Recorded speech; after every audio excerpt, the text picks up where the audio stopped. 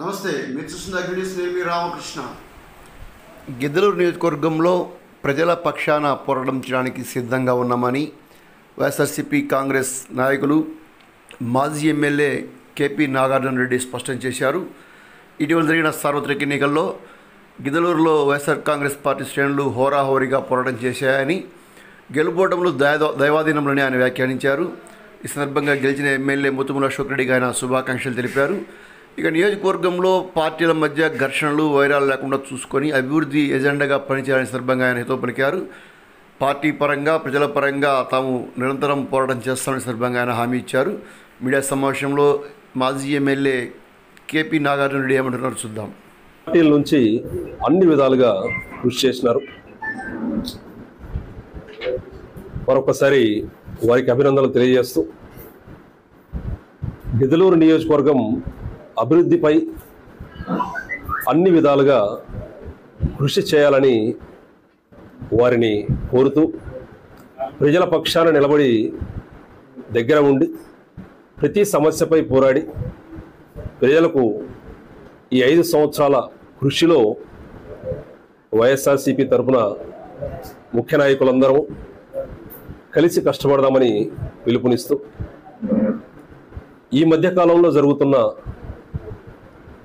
చిన్నపాటి గిద్దలూరు నియోజకవర్గంలో అక్కడక్కడ సమస్యలు మరియు రాష్ట్ర వ్యాప్తంగా అన్ని విధాలుగా అరాచకాలు దయవుంచి ప్రతి ఒక్కరిని కోరేది, ఇటువంటివి తగదు. గెలుపోటములు స్వీకరించి, ప్రజా తీర్పును స్వీకరించి హుందాగా అడుగులు ముందుకు వేయాలి. ప్రతి ఒక్కరిని గౌరవించాలి. ప్రతి ఒక్క నాయకుడిని, ముఖ్య నాయకుడిని, కార్యకర్తని గౌరవించి ముందుకు అడుగు వేయాల్సిన సమయం. ముఖ్యంగా గిద్దలూరు నియోజకవర్గంలో శాసనసభ్యుల వారిని మరియు ముఖ్య నేతల్ని కోరేది ఒకటే, దాదాపు 284 బూతులు ప్రతి పంచాయతీలో, ప్రతి పట్టణంలో ప్రతి ఒక్కరిని గౌరవించి ముందుకు తీసుకువెళ్తూ, ఎక్కడ ఎటువంటి చిన్నపాటి అసౌకర్యం కానీ లేదా చిన్న సమస్య కానీ లేకుండా హుందాగా ముందుకు తీసుకువెళ్ళడం చాలా చాలా అవసరం. ప్రతి ఒక్కరూ గౌరవించాల్సింది, ఇక్కడ జరుగుతున్న చిన్నపాటి సమస్యలు ఏవైతే ఉన్నాయో అటువంటివి ఏమీ లేకుండా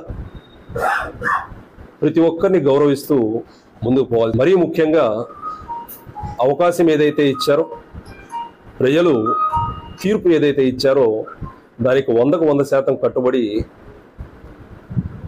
అభివృద్ధిపై కృషి సాధించి, సమస్యలపై విశ్లేషణ చేసి అన్ని విధాలుగా ప్రజా శ్రేయస్సుకి పాటుపడతారని మరొక్కసారి పిలుపునిస్తూ, ప్రజల పక్షాన నిలబడి ప్రతి ఒక్క సమస్యపై పోరాడతామని మాటిస్తూ, ఈ జరుగుతున్న సమస్యలపై అక్కడక్కడ మండలాల్లో చేస్తున్న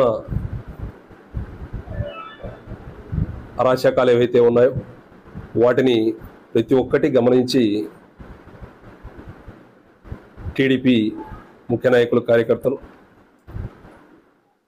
గెలుపోటములు స్వీకరించి హుందాతనంతో ప్రతి ఒక్కరం ముందుకు వెళ్ళి ప్రజా శ్రేయస్సుకు, దానితో పాటు ముఖ్య నాయకుల, కార్యకర్తల గౌరవాన్ని ప్రతి ఒక్కరం కాపాడదామని పిలుపునిస్తూ, మరొక్కసారి గిద్దలూరు నియోజకవర్గ ప్రజలందరికీ పేరు పేరున ధన్యవాదాలు తెలుపుకుంటూ సెలవు తీసుకుంటున్నాను. థ్యాంక్ యూ ఫర్ వాచింగ్ అగ్ని న్యూస్.